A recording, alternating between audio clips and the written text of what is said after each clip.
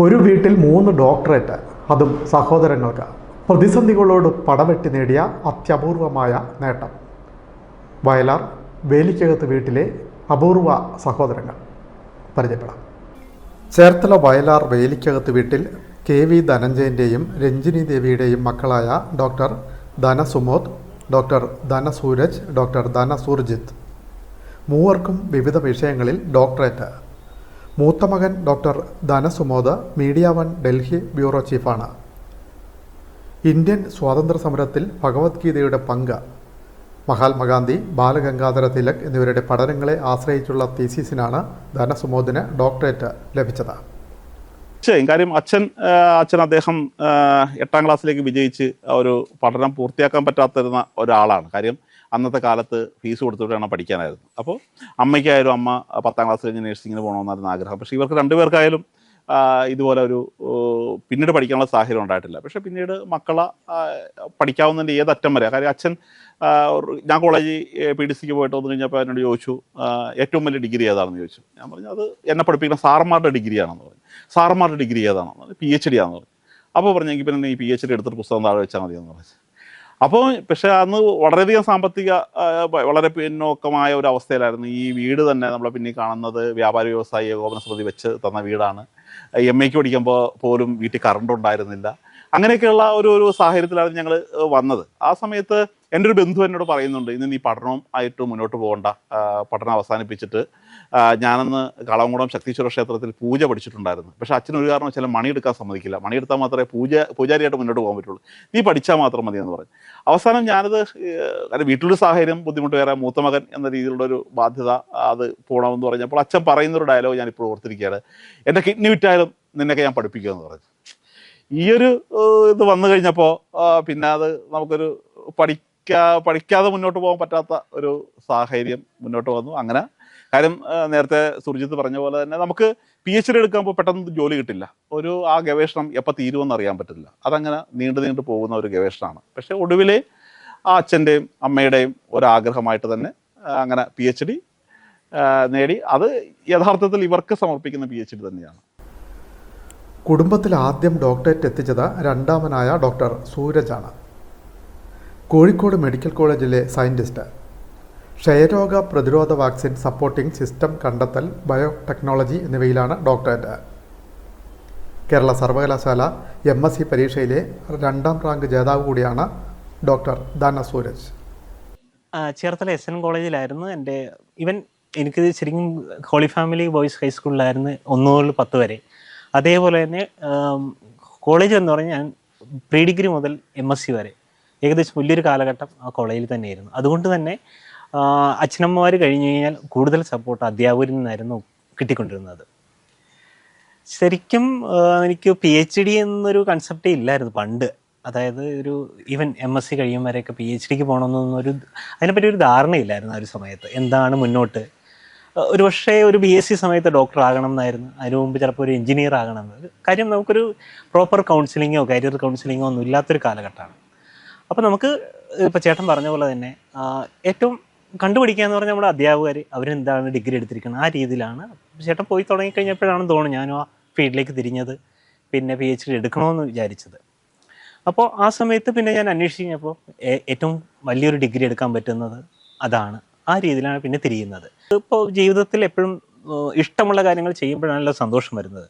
അപ്പോൾ എനിക്ക് ഫാമിലിയിൽ നിന്നും ആ സപ്പോർട്ട് കിട്ടിയിട്ടുണ്ട്. ഇഷ്ടമുള്ളത് ചെയ്തു.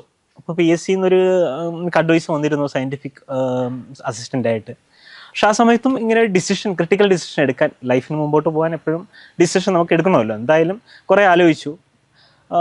കുറേ ആൾക്കാർ പറഞ്ഞു നീ അതിന് പോകണം.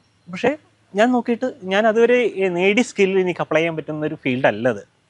കുറച്ച് ഒരു പോലീസ് ഫോറൻസിക്കിലായിരുന്നത്. അപ്പോൾ എനിക്ക് തോന്നിയ ബെറ്റർ ഓപ്ഷൻ ഞാൻ മുമ്പോട്ട് പോയിരിക്കുന്ന ഫീൽഡ് തന്നെയാണ്. അപ്പോൾ അതിന് ആ കാലഘട്ടത്തിലും അച്ഛനും അമ്മയുടെയും പൂർണ്ണ സമ്മതവും സപ്പോർട്ടും ഉണ്ട്. നിൻ്റെ ഇഷ്ടത്തിനനുസരിച്ച് ചെയ്തു. എനിക്ക് കൂടുതൽ ഇഷ്ടം റിസർച്ചിൽ തന്നെ നിൽക്കുക എന്നുള്ളത് കൊണ്ട് സയൻറ്റിസ്റ്റായിട്ട് തന്നെ ഈവൻ കോൺട്രാക്ട് ജോബ് ആണെങ്കിലും ഞാൻ അതിലേക്ക് മുൻപോട്ട് പോയി. ഇച്ഛാശക്തി മാത്രം പോരാ, നമ്മുടെ കൂട്ടത്തിൽ നിൽക്കുന്ന ആൾക്കാരുടെ സപ്പോർട്ട് അതൊരു വലിയ കാര്യമാണ്. കാര്യം നമ്മുടെ സന്തോഷം എന്ന് പറഞ്ഞ കൂട്ടത്തിലുള്ള ആൾക്കാരുടെ സന്തോഷമല്ല എപ്പോഴും. അപ്പോൾ അതിന് കംപ്ലീറ്റ് സപ്പോർട്ട് കിട്ടി. അങ്ങനെയാണ് മുമ്പോട്ട് പോകുന്നത്. അതെ, തീർച്ചയായിട്ടും. സഹോദരങ്ങളെ ഇപ്പോൾ ഭാര്യയുണ്ട്, കുട്ടികളുണ്ട്, എല്ലാവരും ചേർത്ത് വിളിക്കും. മൂന്നാമനായ ഡോക്ടർ ധന സുർജിത്തിനാണ് രണ്ടാമതായി PhD ലഭിച്ചത്.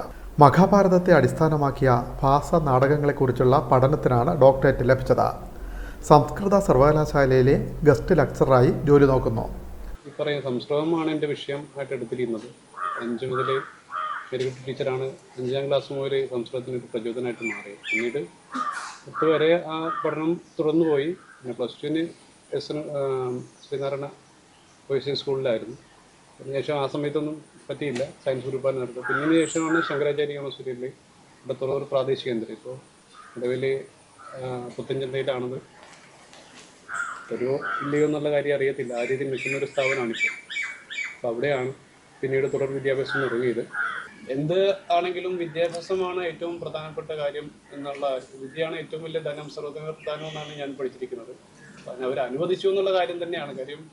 റിസർച്ച് എന്ന് പറയുന്ന ഒരു മേഖലയിലേക്ക് കടന്നു കഴിഞ്ഞാൽ പിന്നെ നമുക്ക് തിരിഞ്ഞു നോക്കാനോ അല്ലെങ്കിൽ കുടുംബത്തിന് വേണ്ടിയിട്ടുള്ള കാര്യങ്ങൾക്ക് കൂടുതൽ ശ്രദ്ധ കേന്ദ്രീകരിക്കാൻ പറ്റില്ല എന്നുള്ള കാര്യം നല്ല ബോധ്യമുണ്ട്. കാര്യം റിസർച്ച് എന്ന് പറയുന്ന മേഖല അങ്ങനെയാണ്. ഞാൻ ഏകദേശം 18 മണിക്കൂർ, ദിവസത്തിൻ്റെ ഒരു 18 മണിക്കൂറോളം എൻ്റെ അകത്തൊക്കെ വർക്ക് ചെയ്തിട്ടുണ്ട്. കാര്യം അത്രത്തോളം എഫേർട്ട് അതിന് വേണ്ടി വരുന്ന എന്നുള്ള കാര്യമാണ്. ട്രാൻസ്ലേഷൻ ഇംഗ്ലീഷിലായിരുന്ന വിഷയം സംസ്കൃതത്തിലേക്ക് മാറ്റിയിട്ടുണ്ട്. അപ്പോൾ ആ രീതിയിലെല്ലാം തന്നെ പോയ സമയത്തും വീട്ടിൽ നല്ല സപ്പോർട്ട് ഉണ്ടായിരുന്നു. അതുകൊണ്ട് തന്നെയാണ് അത് മുന്നോട്ട് പോവുകയും പൂർത്തിയാക്കുകയും ചെയ്യുന്നുള്ള കാര്യം പ്രധാനപ്പെട്ട കാര്യമാണ്. പ്രതിസന്ധി നിറഞ്ഞ ജീവിത സാഹചര്യത്തോട് പടവെട്ടിയാണ് മൂവർ സംഘം മാതാപിതാക്കളുടെ സ്വപ്നം സഫലമാക്കിയത്. എന്ത് ത്യാഗം സഹിച്ചും മക്കളെ പഠിപ്പിക്കുമെന്ന പിതാവ് KV ധനഞ്ജയൻ്റെയും മാതാവ് രഞ്ജിനി ദേവിയുടെയും നിശ്ചയദാർഢ്യവും നേട്ടത്തിന് പിന്നിലെ പ്രധാന ഘടകമാണെന്ന് മക്കൾ മറന്നിട്ടില്ല.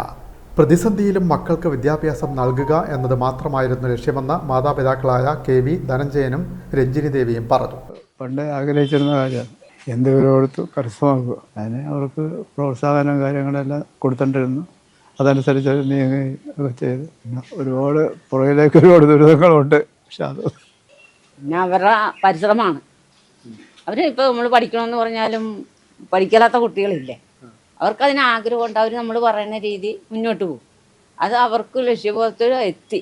അത് അവരുടെ പരിശ്രമമാണ്. നമ്മൾ സപ്പോർട്ട് കൊടുക്കും. അത്രയും എല്ലാത്തിലും ഞങ്ങൾ ഉണ്ടായിരിക്കും. മൂവരും ചേർന്ന് വേലിക്കകത്ത് വീട്ടിലെത്തിച്ചത് 3 ഡോക്ടറേറ്റുകൾ.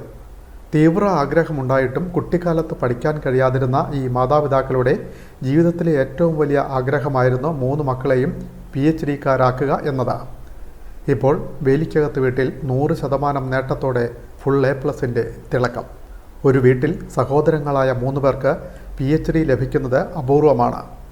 മാതാപിതാക്കൾ തെളിച്ച വഴിയിലൂടെ സഞ്ചരിച്ച് മുന്നേറിയ ഡോക്ടർ ധന സുമോദും ഡോക്ടർ ധന സൂരജും ഡോക്ടർ ധന സുർജിത്തും നാടിൻ്റെയും അഭിമാനമാണ്. Win media, Cherthala.